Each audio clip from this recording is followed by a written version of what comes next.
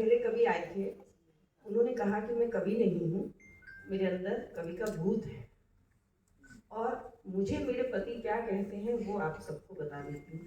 पिछली होली पर क्या हुआ वशिष्ठ जी, कि मेरे चेहरे पर लाल पीला नीला रंग पुता देखकर मेरे पति की खुशी बहुत बढ़ जाती है।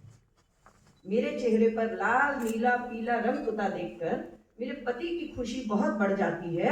बड़े खुश होकर कहते हैं, एक ही दिन है जब निकम्मी चुड़ैल असली रूप में नजर आती है।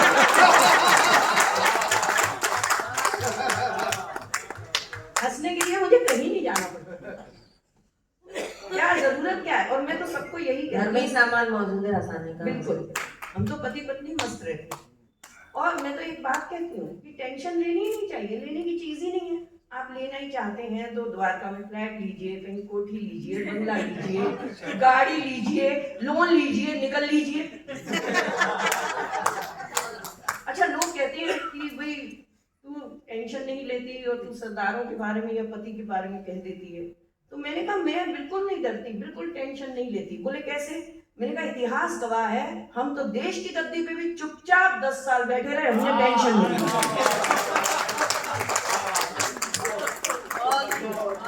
सारे देश ने टेंशन ली, हम बोले हमने नहीं ली। क्या जरूरत क्या लेने की? सब बोले सब सरदार तेरे से लड़ेंगे। मैंने कहा नहीं लड़ेंगे। बोले कैसे? मैंने कहा इतिहास गवाह है, मनमोहन जी चुनाव तक नहीं लड़े। बिना लड़े क्या हम प्रधानमंत्री बन सकते हैं? तो फिर चुनाव लड़ने की क्या जरूरत? और रही बात में हास्य के लिए मैं बता दूं, बड़ी गहरी बात, बट श्रोता कितने भी हैं पर बहुत शानदार श्रोता है कीर्ति जी। तो घर में ही देखिए हास्य कैसे निकलता है। चुनाव का दिन था, अब चुनाव का दिन, और मैंने अपने पति को कहा, मैं कवित्री हूँ तो कवि के अंदाज में कहा, मैंने कहा पति देव, जैसे सारी दुनिया आधी दुनिया चुनाव में वोट डालने नहीं जाती, मेरे पति उस आधी दुनिया में ही। तो मैंने उनसे कहा हे पति देव उठिए और जाकर वोट दे आइए, जाकर छुट्टी का दिन आज यूं ना बिताइए। आप जवाब सुनिएगा और समझ आ जाए तो ताली बजाइएगा। मैंने कहा पति देव उठिए, छुट्टी का दिन यूं ना गवाइए और जाकर किसी को वोट दे आइए। वो मेरी ओर देखकर बोले, ध्यान दीजिएगा, वो मेरी ओर देखकर बोले मैं वोट डालने नहीं जाऊंगा, मेरा चुनाव गलत हो जाता है, देश को बचाऊंगा।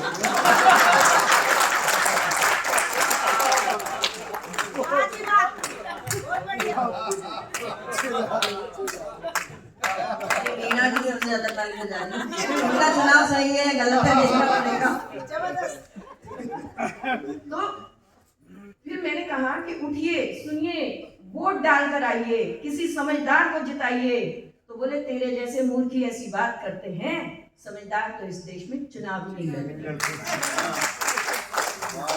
मैंने कहा अच्छा पति देव नहीं वोट देते तो एक बात बताइए, ये नेता लोग सफेद कपड़े पहनकर ही क्यों आते हैं?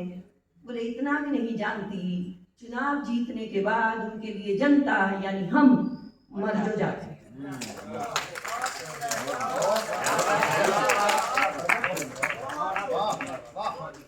तो हंसने के लिए कहीं नहीं जाती, हंसने के लिए कहीं। अभी पीछे कोरोना था तो मेरे बच्चों ने पापा को कहा कि डैडी आप पिक्चर देख लो। बोले ठीक है, पेन ड्राइव पर लगा दे। तो मेरे पति को उन्होंने पिक्चर लगा के दी, पान सिंह तोमर। मेरे पति ने पिक्चर देखी, सो गए, सुबह उठे, इरफान खान निकल गए। अगले दिन बच्चों को आवाज लगाई, बेटा थोड़ी सी पुरानी पिक्चर दे दे, ज्यादा पुरानी नहीं, कोई और देखूं। बच्चों ने दे दी प्रेम रोग, देखा, सो गए। अगले दिन ऋषि कपूर निकल गए।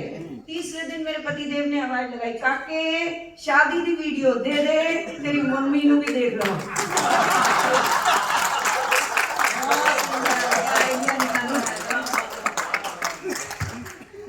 लेकिन उस दिन का दिन, आज का दिन मैं अपने पर्स में रखती हूँ, पेन ड्राइव में नहीं। तो हम दोनों पति पत्नी, 4 दिन पहले मेरी और मेरे पति की हुई जोरदार लड़ाई। पति ने भगवान को गुहार लगाई, बोले हे भगवान तंग आ गया हूँ ऐसी पत्नी से, मुझे उठा ले। मैं कौन सी कम थी? मैंने कहा हे भगवान मैं भी तंग आ गई ऐसे पति से, तू मुझे उठा ले।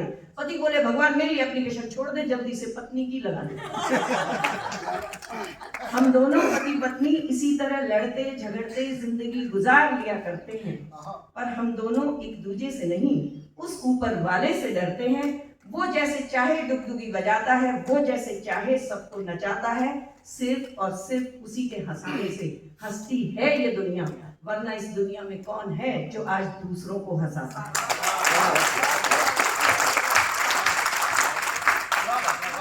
हंसी की पारी कभी लंबी, आज समय कम है तो इसलिए मैं थोड़ा छोटा ही रखूंगी। जब ये शाम अगर देशभक्ति के नाम है तो मुझे लगता है कि देश के लिए कुछ कहना चाहिए। बहुत सी ऐसी कविताएं हैं जो हम सब ने, किसी ने सैनिकों के लिए लिखी, किसी ने शहीदों के लिए सरहद पर मरते समय जब उन्होंने अपने प्राण न्यौछावर किए लिखी, पर कवि कुछ अलग ही लिखते हैं। मेरी सोच कुछ अलग है और मैंने कुछ और ही लिखा था, लेकिन उससे पहले 4 पंक्तियां और फिर वो कविता, क्योंकि समय कम है। कि यूं तो उसका तुझसे न मुझसे कोई नाता है, यूं तो उसका तुझसे न मुझसे कोई नाता है, पर मत भूलना उसको जो सरहद पर जाता है। मैं हंसूं तुम हंसो और हंसता मेरा देश रहे, इन खुशियों की खातिर वो लिपट तिरंगे आता है, इन खुशियों की खातिर वो लिपट तिरंगे। आपने कविताएं सुनी, शहीदों के बारे में सुना, लेकिन जो मैं सुनाने जा रही हूँ हो सकता है ताली ना बजा पाए, लेकिन उस चित्र को जीवंत जिया करिएगा कि क्या है हमारा देश और हमारे देश की परंपरा, और क्या मैं कहना चाह रही हूँ। अगर जो मैं कहना चाह रही हूँ वो आप तक पहुँच जाए तो मैं अपने आप को आज खुशनसीब समझूंगी कि हमारे देश की जो परंपरा रही कि जब बेटा पैदा होता, आज भले वो परंपरा कम हो गई पर है कि थाली बजाई जाती। तो वहां से कविता शुरू करती हूँ, आप सभी को समर्पित कि पैदा हुआ बेटा, बजाई गई थाली। देखिए मैंने शहीद किसे कहा है, वहां पहुंचाने की कोशिश करूंगी। उस चित्र को देखिएगा कि किसी घर का क्या चित्र है कि पैदा हुआ बेटा, बजाई गई थाली, फिर उस बेटे ने की पूजा तो घर में मनी होली दिवाली, फिर उस बेटे ने की पूजा तो घर में मनी होली दिवाली। धीरे धीरे वो लाल उम्र में बढ़ने लगा, मोटी मोटी किताबें वो पढ़ने लगा। माँ रोजाना उसकी बलाएं उतारती थी, उसको देखकर आंखों में अपने सपने संवारती थी। फिर बड़े होकर एक ऐसा दिन भी आया, बेटे ने डॉक्टरी इंजीनियरिंग के सपनों को ठुकराया, और माँ के हाथ में लाकर उसने एक लिफाफा थमाया। बोला माँ सरहद पर जाना चाहूंगा, क्या भेजोगी, आपका आशीर्वाद पाऊंगा। बोला माँ सरहद पर जाना चाहूंगा, क्या भेजोगी, आपका आशीर्वाद पाऊंगा।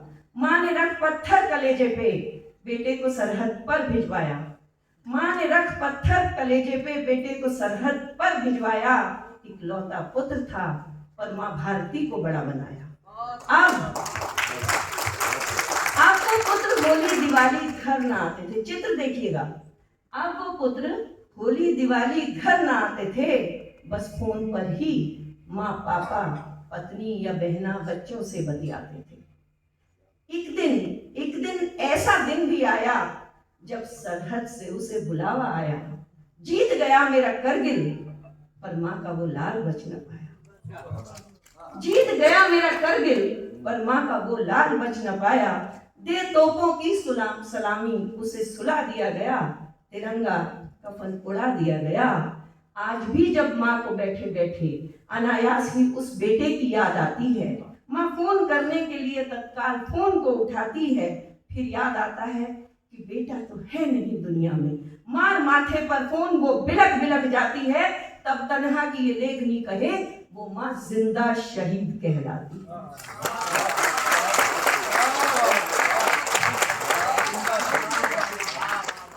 तब तन्हा की ये लेखनी कहे वो माँ जिंदा शहीद कहलाती है। जरा सोचिए उस पिता को जिसने पृथ्वी से भी भारी हुई उस अर्थी को कांधा लगाया था। जरा सोचिए उस पिता के बारे में जिसने पृथ्वी से भी भारी हुई उस अर्थी को कांधा लगाया था।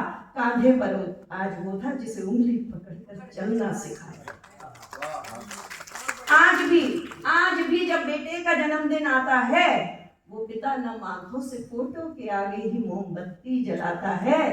तब तन्हा की लेखनी कहे वो पिता जिंदा शहीद कहलाता है।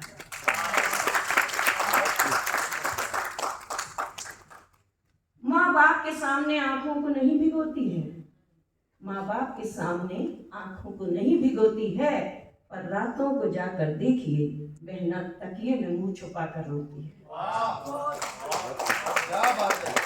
माँ बाप के सामने आंखों को नहीं भिगोती है, पर रातों को जाकर देखिए बहना तकिए में मुंह छुपा कर रोती है। आज भी जब रक्षाबंधन का त्योहार आता है, बहना एक डोरी लाती है, और रक्षाबंधन के दिन जब फोटो को ही वो डोरी लिपटाती है, तब तन्हा की लेखनी कहे वो बहन भी जिंदा शहीद कहलाती है। सदा सुहागन का ले आशीर्वाद, वो दुल्हन बन घर में आई थी।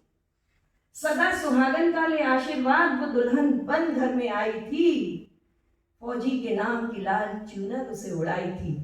ऐसा नहीं कि सदा सुहागन की दुहाओं में असर कम था, ऐसा नहीं कि सदा सुहागन की दुहाओं में असर कम था, पर उस बीवी से पूछो जिसने सुहाग कर दिया मां भारती को अर्पण था।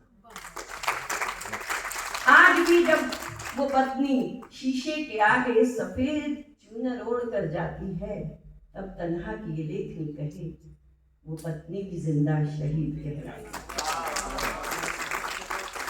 छुट्टी में घर आएंगे पापा, ये कह मां बच्चों को सुलाती थी। छुट्टी में घर आएंगे पापा, ये कह मां बच्चों को सुलाती थी। पर अब तो पापा कब आएंगे, जब से हार टंगा फोटो पर सबने ये बात ही छिपा दी थी। जब से हार टंगा फोटो पर कब आएंगे पापा, सबने ये बात ही छिपा दी थी। पिता की फोटो देख देख वो बच्चे न जाने कब बड़े हो जाते हैं। तन्हा की ये लेखनी कहे जाकर देखिए वो बच्चे जिंदा शहीद कहलाते हैं। तन्हा की ये लेखनी ऐसे जिंदा शहीदों को प्रणाम करती है और अपनी ये कविता उन जिंदा शहीदों के नाम करती है। बहुत बहुत